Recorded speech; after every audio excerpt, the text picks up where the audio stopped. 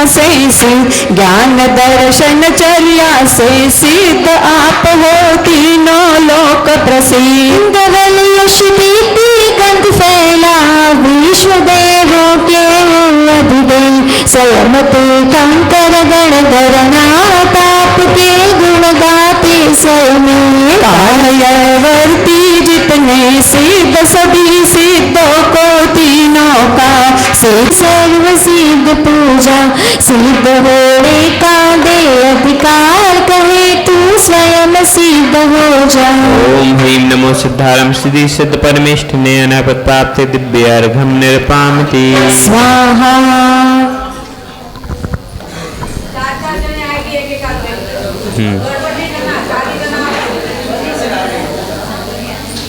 वेद कर्म प्रकृति के देव भय, दर्शन गुण के ये बाधक, जो अनक इसका है नाशक। वह दर्शन गुण प्रगटाता, केवल दर्शन गुण पाता। सिद्धों के गुण गाता हूँ, सिद्ध परम पद पाने भगवान सिद्ध शरण में जाता हूँ। ओम ह्रीं नमो अनंत दर्शनाय सत्पर विष्णु जलम धूपम अर्घम निरपामति स्वाहा। कोई एक जन धूप खट के पास भी खड़े हो जाओ तो धूप केते जाना। सिद्ध चक्र मंडल विधान की पूजा आज रचाता हूँ। सर्व ओर से गिर गिर कर बादल ढक लेता दिन करे, मंद मंद किरणें आती है कुछ प्रकाश बरती जाती। तो केवल ज्ञानावरणी कर्मोदय गुणवर्णी, कुछ ना कुछ फिर भी ज्ञान स्पष्ट प्रोक्त हो। सिद्धों के गुण गाता हूँ, सिद्ध परम पद पाने भगवत स्वाहा।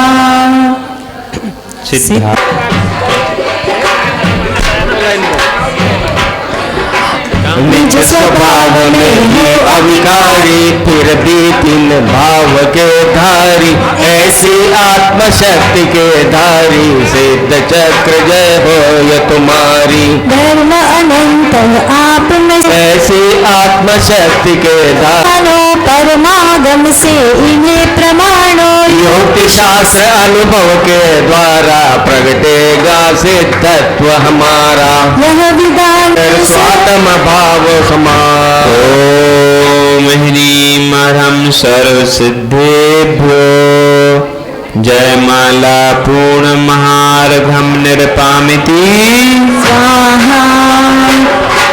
पल पल पड़ता पुण्य है, पल पल घट।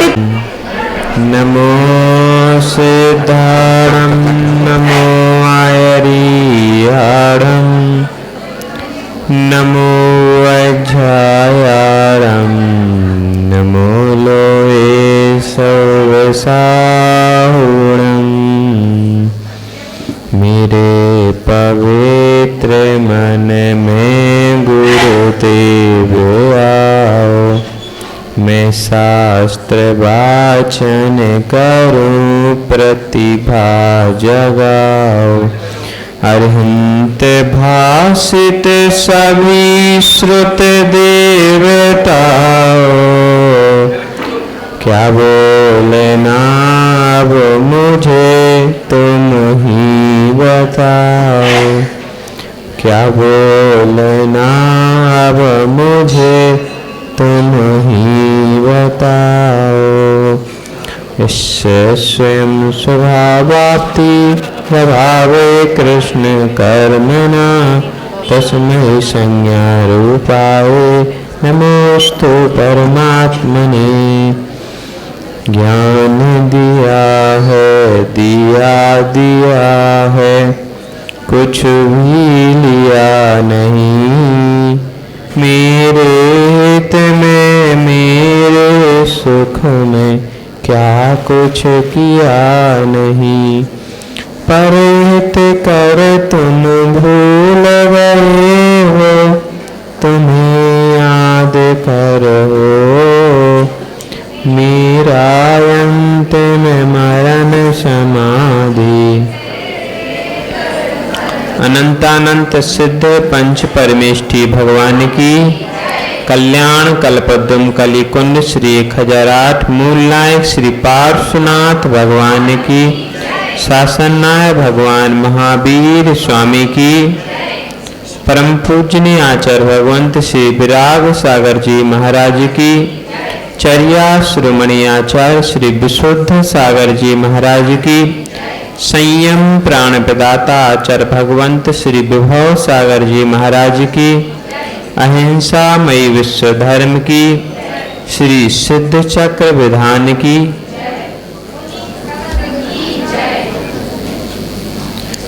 प्रियात्मन, कल हमने सिद्धों का स्वरूप समझा था कि वह सिद्ध कैसे हैं, क्यों हैं और उनको कैसा सुख प्राप्त हुआ है। आज वह सिद्ध किस प्रकार रहते हैं, उनकी क्या आवश्यकता है और वह क्या करते हैं, क्या नहीं करते, इसका वर्णन श्री पूज्यपाद महाराज ने सिद्ध भक्ति के माध्यम से किया है। सिद्धों की आराधना में सिद्ध भक्ति को हम समझेंगे। उन्होंने लिखा, न भावा सिद्धिरिष्ठा न निज गुण हतिश तपोन भिन्न युक्ते। भय अभाव से सिद्धि को प्राप्त नहीं हुए। आज बहुत सावधानी से सुनना। बौद्ध मत की मान्यता है, आप लोग के पास दीपक है ना, दीपक, दीपक का घी खत्म हो जाता तो दीपक की लौ कहाँ जाती? बोलो ना। ना आजू में जाती, ना बाजू में जाती, ना ऊपर जाती, ना नीचे जाती, वहीं की वहीं वह शांत हो जाती। जैसे दीपक की लौ तेल या घी खत्म हो जाने पर यहाँ वहाँ नहीं जाती, वैसे ही यह आत्मा है। आयु कर्म के निषेक नष्ट हो जाने पर यह आत्मा यहाँ वहाँ नहीं जाती, वहीं समाप्त हो जाती। ठीक है क्या? बोलो, ऐसे ही है क्या? ऐसा नहीं है। बौद्ध दर्शन की मान्यता है, जैसे तेल में, दीपक में तेल खत्म हो जाता तो उसकी लौ वहीं पर समाप्त हो जाती, वैसे ही यह आत्मा नष्ट हो जाती। तो उसका निरोध करते हुए पूज्यपाद महाराज लिखते हैं, ना भावा सिद्धिरिष्टा। उसका अभाव नहीं होता। आत्मा तो नियम से ऊर्ध्व गमन स्वभाव वाली है और आत्मा ऊर्ध्व ऊपर की ओर गमन करती है। इस शरीर को यहीं पर छोड़ करके चली जाती है। दूसरी पंक्ति लिखी, ना तपोर्भिन्न युक्ते। वैशेषिक योग और दर्शन मत की मान्यता है कि जैसे बुद्धि वृद्धावस्था पर मंद होती जाती है, ज्ञान मंद होता जाता है, सुख और इच्छाएं सब धीरे धीरे कम होती जाती हैं और प्रौढ़ अवस्था पर सुख, ज्ञान, बुद्धि की सिद्धि हो जाती है अभ्यास करने पर। ज्ञान कब होता? कहाँ गए डॉक्टर दगड़े? नहीं है। ज्ञान कब होता सुभाताई? नहीं पता। जब अभ्यास करते हैं तो ज्ञान की सिद्धि हो जाती है। ज्ञान की सिद्धि होने पर सुख की वृद्धि हो जाती है और इच्छाएं मंद हो जाती हैं। जैसे यह इच्छाएं मंद हो जाती हैं और सिद्धि हो जाती है, वैसे ही आत्मा की सिद्धि होती है। बोलो, होती है कि नहीं? बोलो, बोलो तो। कोई विसर्जन कर रहा, कोई कुछ कर रहा, इसलिए समझ में नहीं आ रहा। एक साथ बोलो, ज्ञान की, आत्मा की सिद्धि होती है कि नहीं? ऐसे ही होती क्या? ऐसे नहीं होती। तो फिर कहते हैं तप तत् तपोर्भिन्न युक्ते। यदि ज्ञान से आत्मा की सिद्धि होती तो तपस्या की क्या आवश्यकता थी? यदि ज्ञान से सुख की सिद्धि होती तो तपस्या की क्या आवश्यकता थी? वैशेषिक लोग मानते हैं जैसे ज्ञान की सिद्धि हो जाती है पढ़ने पर, वैसे ही मरने पर आत्मा की सिद्धि हो जाती है। बिना मरे तो स्वर्ग भी नहीं मिलता। बोलो ठीक है ना? ठीक है ना? तो वैसे ही बिना सिद्धि हुए आत्मा नहीं मिलेगी। ठीक है? बोलो, कुछ बोलते नहीं हो। मिल जाएगा क्या सुख? आत्मा यदि नहीं मरण होगा यहां से तो आत्मा सिद्धालय में पहुंचेगी क्या? वैसे ही यदि तपस्या नहीं करेंगे तो आत्मा सिद्धालय में नहीं पहुंचेगी। एक वैशेषिक और योग मत है, वह कहता है कि जैसे ज्ञान की सिद्धि हो गई वैसे ही आत्मा की सिद्धि हो जाएगी। आप लोग उपवास मत किया करो, शरीर को सुखा रहे हो। रस त्याग कर दिया लोगों ने, हरी पत्ती का त्याग कर दिया। किस लिए यह कष्ट झेल रहे? अरे धनिया पत्ती खाओ तो स्वाद आ जाता। आता कि नहीं? वो कड़ी पत्ते होते ना, यदि उसका छोंक लगा दो तो 2-3 घर तक खुशबू पहुंच जाती, पहुंचती ना? फिर क्यों छोड़ दिए? जब आत्मा की सिद्धि सहजता से होना ही है, हम मरेंगे और हमारी आत्मा की सिद्धि हो जाएगी, तो तपस्या क्यों कर रहे?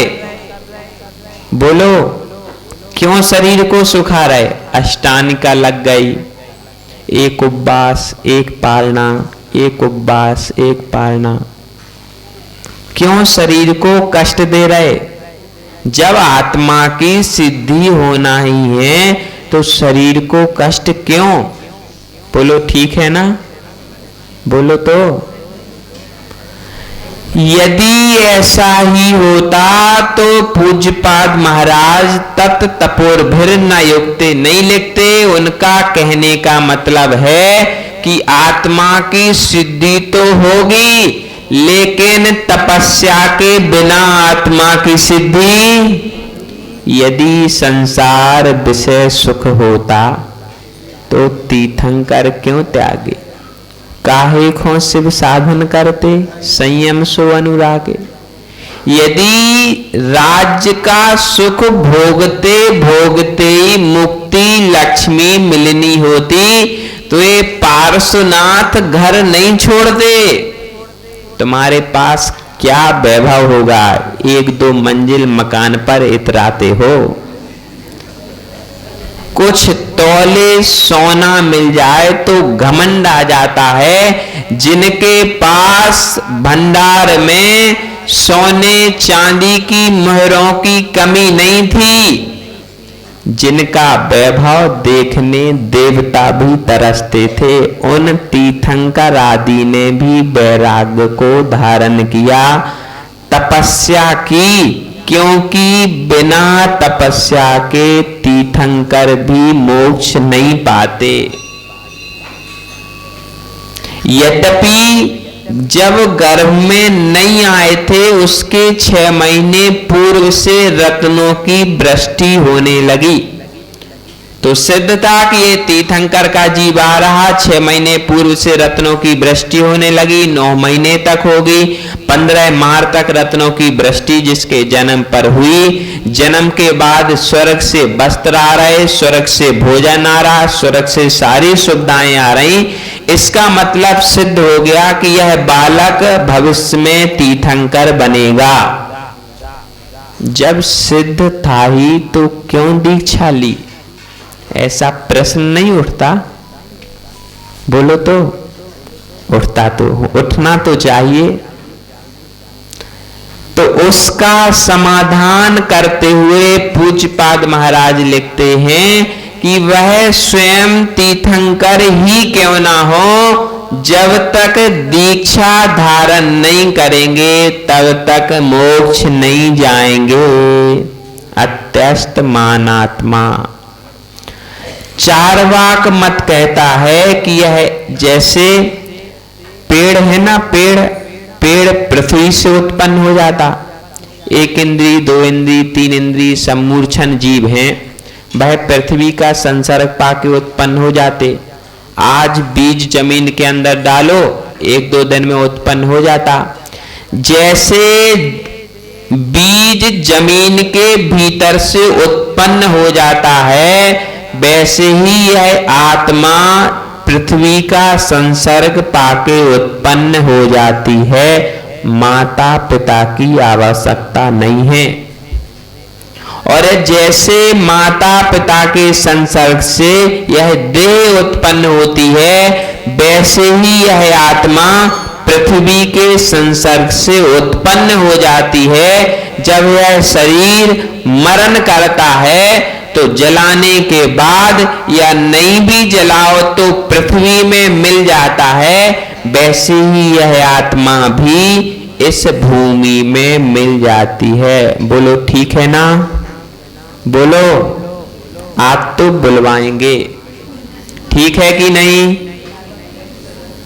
बोलो, नहीं है ठीक कि है? कुछ नहीं बोलते आप लोग। वो दादी से रह लें, ठीक है, ठीक है, ठीक नहीं है, क्योंकि आत्मा सिद्ध होने के बाद भी अस्तित्व वाली है।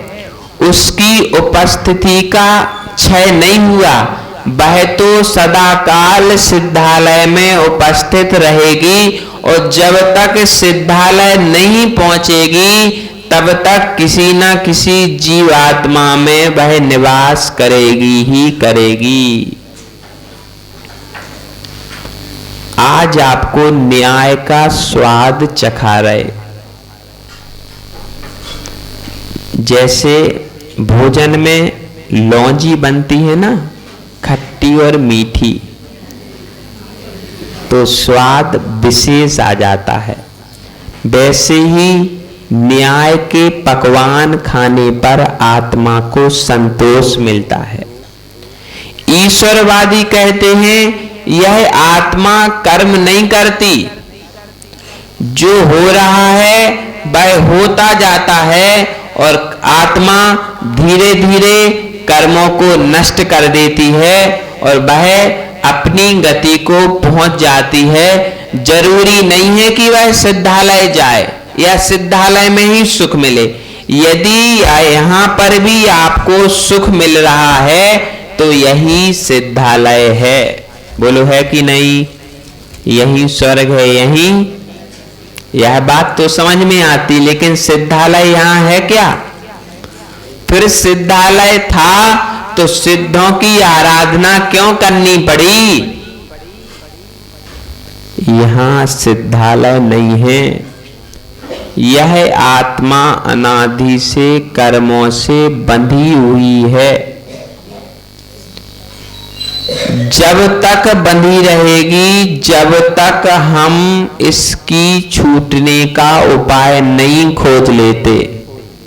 इसके छूटने का उपाय है सिद्ध भक्ति। यदि आत्मा को सिद्ध बनाना है तो सिद्ध भक्ति करनी पड़ेगी। एक और मत है, वेदांत मत, वह कहता है कि यह आत्मा अपने शरीर प्रमाण ही है। इससे ना बड़ी है ना इससे छोटी है। सत्य है ना? बोलो, आपके शरीर प्रमाण ही आत्मा है। बोलो, कुछ छोटी बड़ी है क्या आत्मा आपकी? पूरे शरीर में नहीं है क्या? है ना? तो बोलो, आपके शरीर प्रमाण ही आत्मा है। हाँ, हाओ, बोलो तो हाओ। ऐसा नहीं है। यदि चींटी के शरीर में आत्मा है तो चींटी के प्रमाण बराबर है। हाथी के शरीर में है तो हाथी के प्रमाण बराबर है। जिसके शरीर में आत्मा है उसके शरीर प्रमाण बराबर है, सिर्फ हमारे शरीर प्रमाण बराबर नहीं है। ये है जैन मत। ऐसा होता कि नहीं? चींटी में चींटी के आकार की, हाथी में हाथी के आकार की, मनुष्य में मनुष्य आकार की, त्रियंच में त्रियंच आकार की। जिस जीव जिस प्रकार का होगा उसमें उस आकार की आत्मा होती है।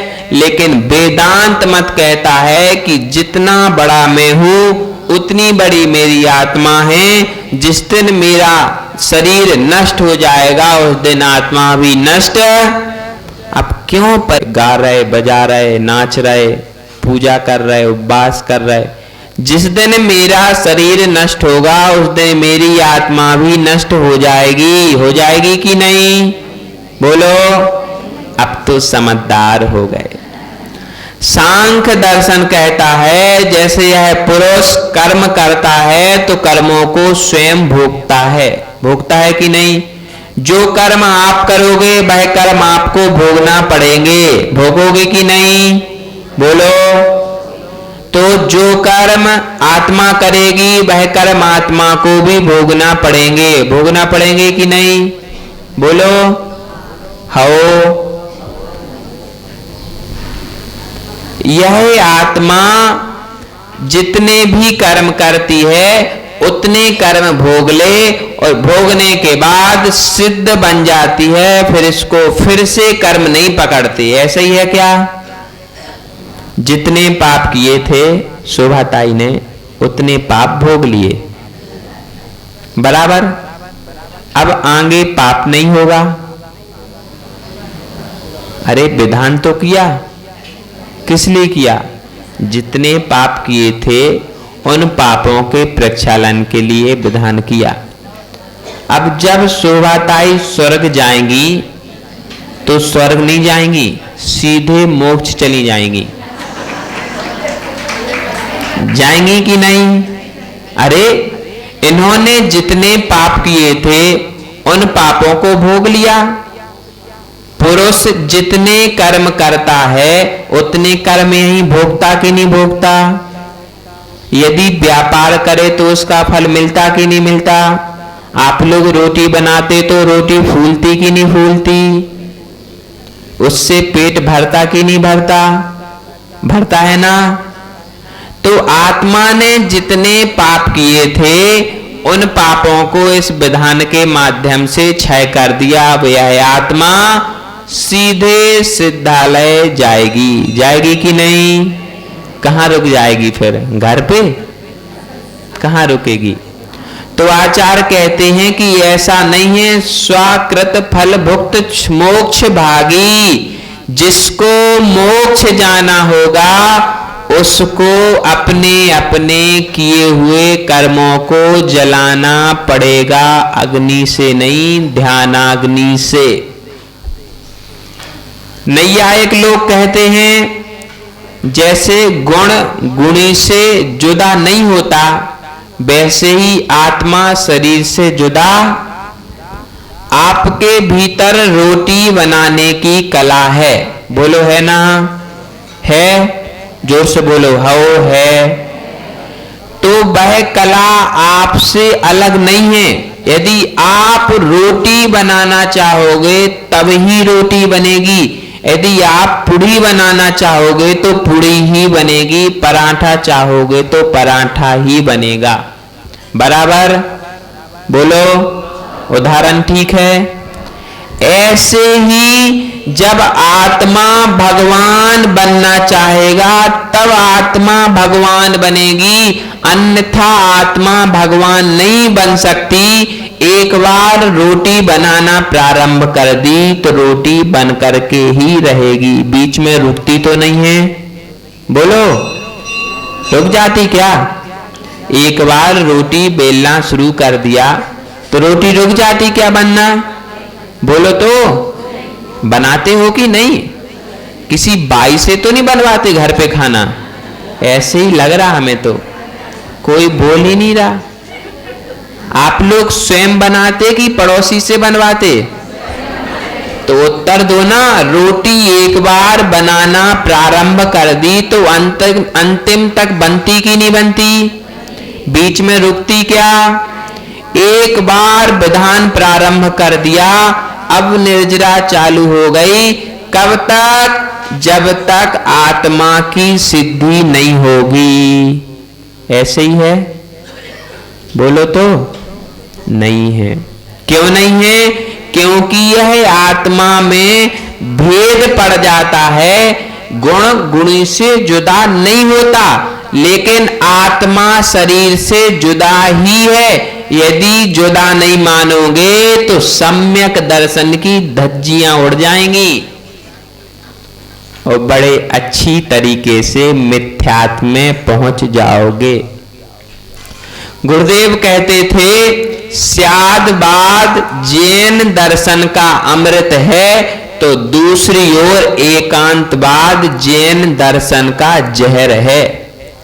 यदि एकांतवाद से आत्मा को अविनाभावी मान लोगे तो सम्यक दर्शन चला जाएगा और मिथ्यात आ जाएगा।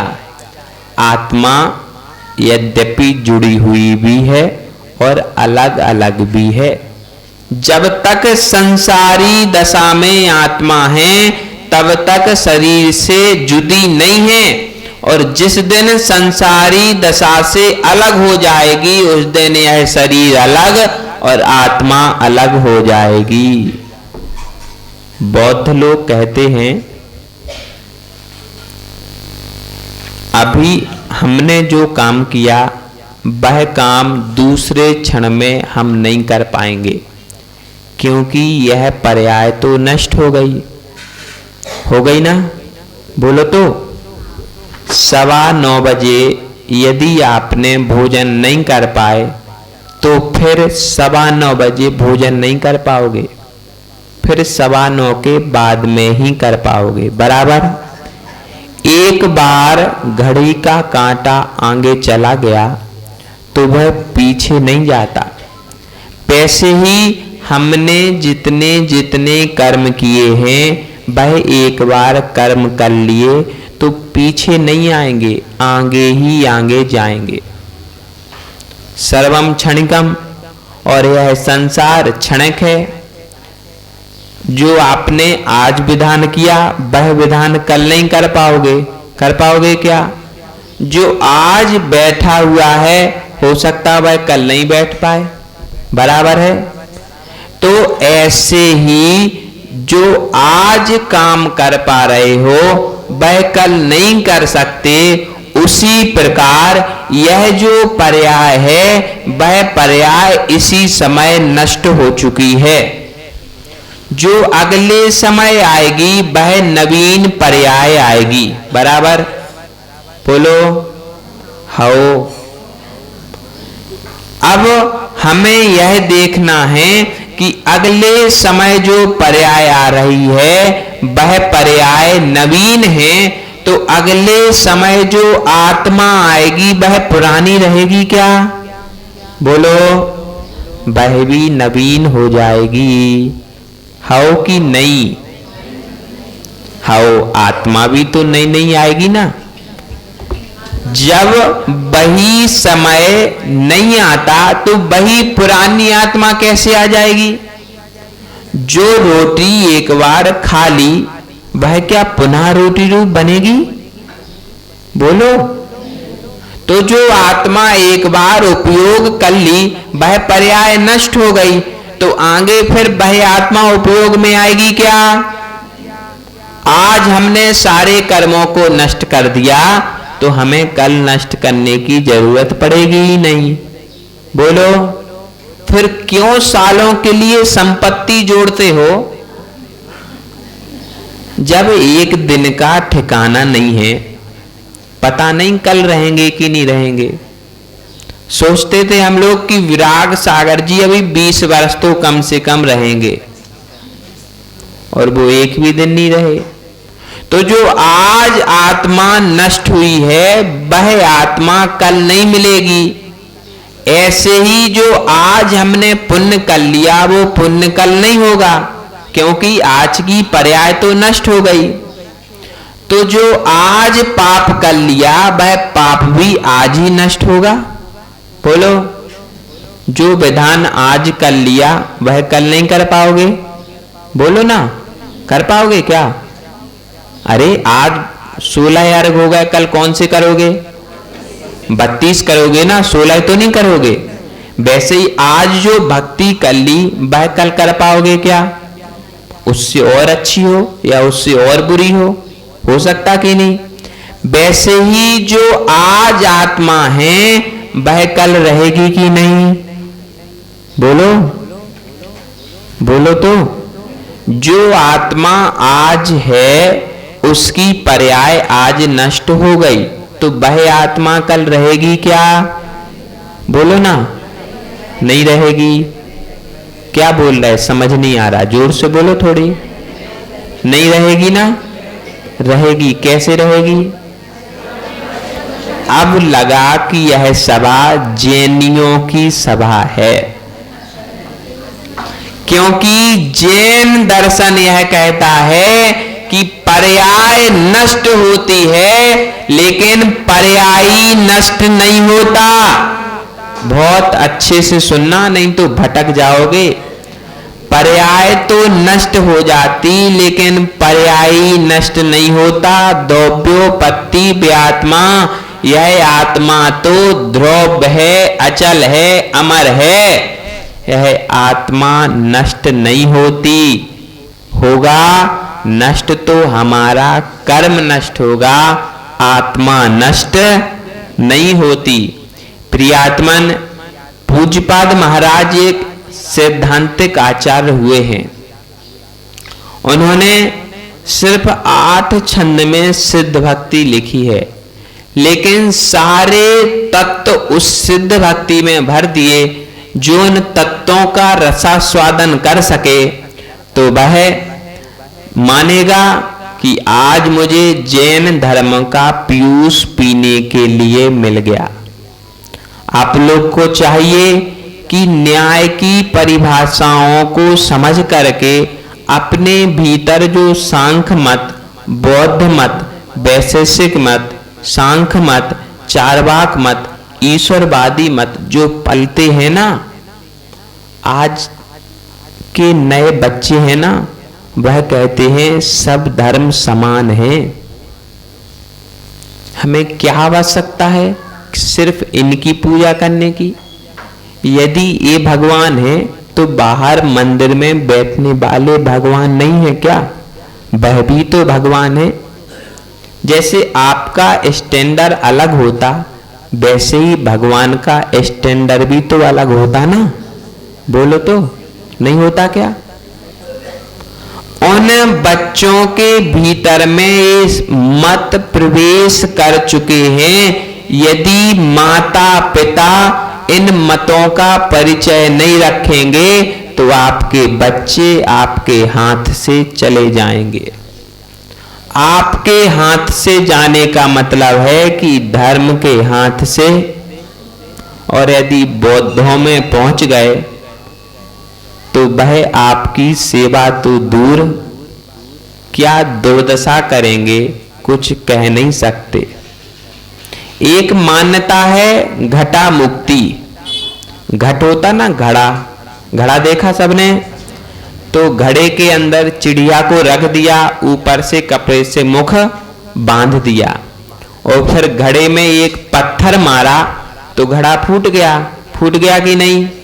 और चिड़िया, वैसे ही आपके सिर में एक पत्थर मारा, सिर फूट गया। और जीव, बोलो ना, जीव उड़ गया। उड़ के कहां जाएगा? चिड़िया कहां गई थी? बोलो ना, आसमान में ही गई थी ना, ऊपर ही गई थी ना। वैसे ही यह जीव भी ऊपर चला जाएगा। यदि आपके बच्चे ऐसी मान्यताओं में फंस गए तो किस दिन आपका सिर फोड़ देंगे कुछ कह नहीं सकते। और वह धर्म मानेंगे कि मैंने अपने मम्मी पापा को मुक्ति दे दी, अब मैं प्रसन्न हूं।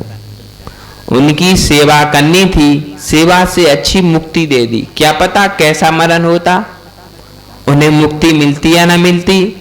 इसलिए मैंने अपने माता पिता को मुक्ति दे दी। सावधान रहना, जो आपके बच्चे यहाँ वहाँ पढ़ाई करने जाते हैं ना, और वहाँ से अपना अपना मत लेके आते हैं, तो यह आपके लिए विष के समान है।